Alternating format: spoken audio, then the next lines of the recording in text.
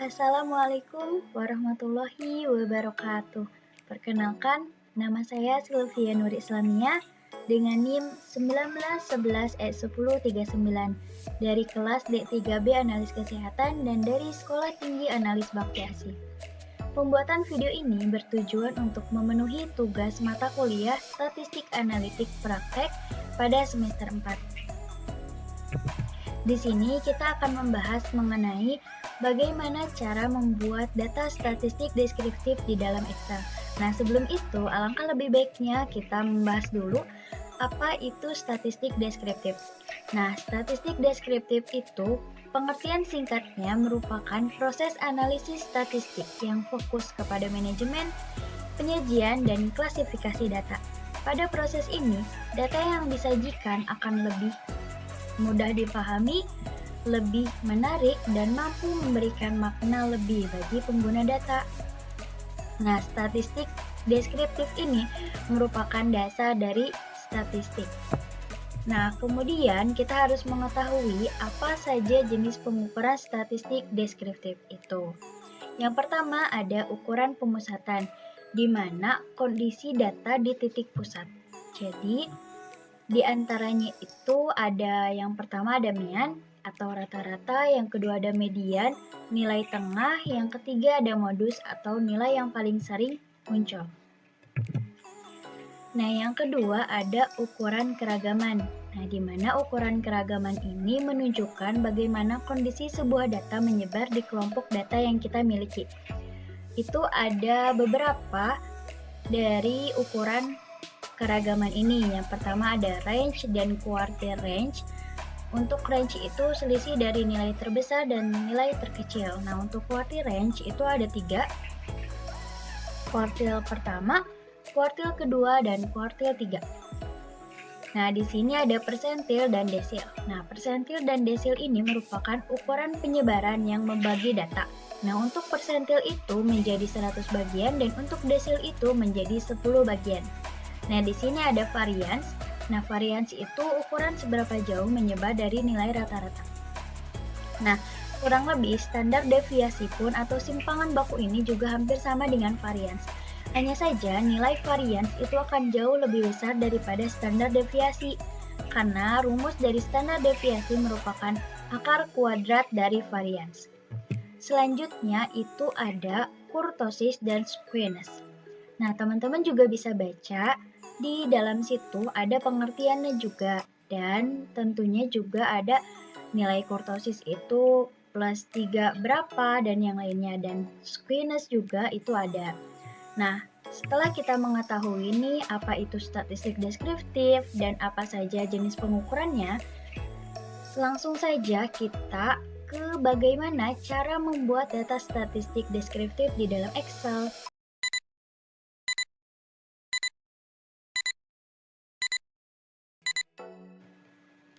Yang harus kita siapkan adalah menyiapkan Excel ataupun menyiapkan Microsoft Excel-nya dan membuka Microsoft Excel-nya. Nah, kita perbesar dulu, terus kita masukkan ataupun kita input data-data yang akan kita gunakan. Nah, kebetulan saya sudah menginputnya di sini.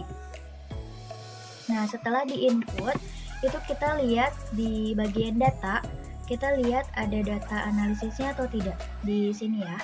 Nah, ketika tidak ada, kita coba klik kanan, kemudian customize the ribbon, kemudian kita klik ends, kita klik go, kita checklist analisis toolpath-nya, dan kita pijit OK.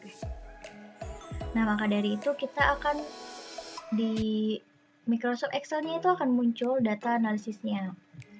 Nah, kemudian yang harus kita lakukan adalah klik kanan, atau klik aja langsung data analisisnya, terus kita cari deskriptif statistik. Nah, karena kita mau mencari nilai-nilai dari statistik deskriptif ini, maka dari itu kita klik aja ini, terus kita klik OK. Nah, kita input range-nya. Kita input dari awal sampai akhir. Nah, kita labels in first row-nya kita checklist aja, karena kita juga menginput judul dari data tersebut, sehingga labels ini itu harus di checklist juga. Nah, kemudian output range. Output range itu kita mau menyimpan nilai-nilai dari data statistik deskriptif ini tuh di mana gitu. Nah, kita cari aja yang kosong ya. Kebetulan aku mau nyimpen di E2.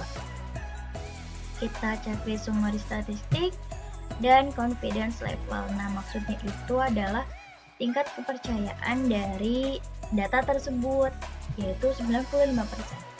Kita klik OK. Nah, kemudian keluarlah nilai data dari statistik deskriptif ini. Nah, kita coba edit aja ya biar rapi.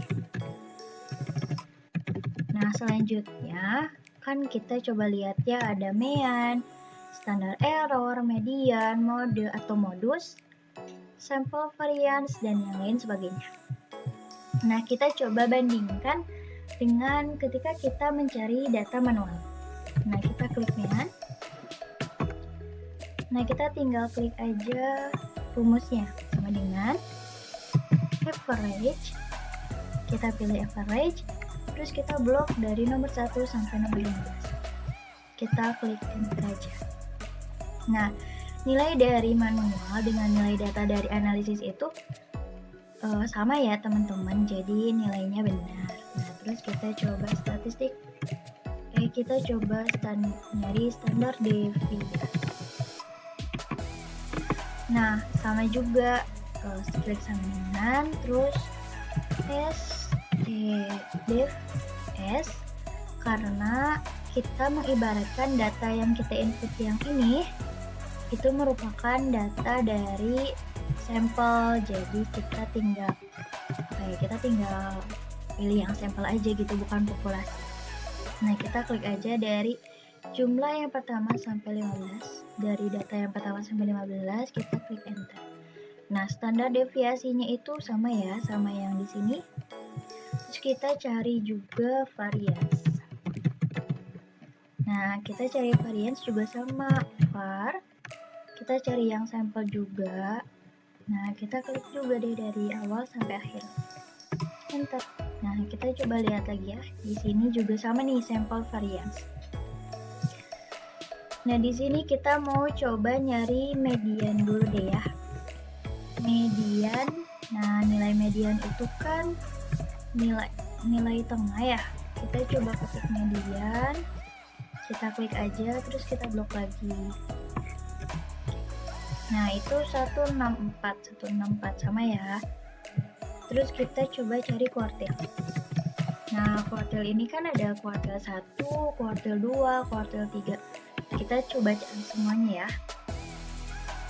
Nah, di sini ketika kita mau mencari kuartil, kita harus mengurutkan terlebih dahulu data supaya kita lebih enak gitu untuk kita carinya gitu. Nah, kita tinggal klik data yang ini yang di atas, terus kita klik aja AZ yang tanda ke bawah, terus kita klik continue with itu, terus ya udah deh, jadi sudah diurutkan dari yang terkecil hingga yang terbesar. Kita tinggal masukkan rumus kuartil. Nah, kita pilih yang kuartil yang ini.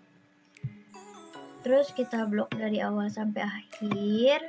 Terus kita pakai titik koma 1 karena kita mau mencari kuartil pertama atau kuartil 1. Nah, coba kita cari kuartil 2. Nah, sama caranya juga sama, tinggal ketik aja kuartil. Nah, kita blok aja, terus pakai titik koma, pakai yang 2. Nah, biasanya atau pada dasarnya itu kuartil 2 merupakan nilai median. Nah, coba kita lihat ya, kuartil 2 dengan nilai median itu sama, yaitu 164. Nah, di sini kita coba cari juga kuartil 3. Rumusnya juga sama ya, jadi setiap kuartil itu pada dasarnya rumusnya sama. Tinggal dibedainnya di bagian titik koma aja. Jadi kuartil berapa yang mau kita cari. Nah, kuartil 3-nya ada 70. Terus kita coba cari persentase.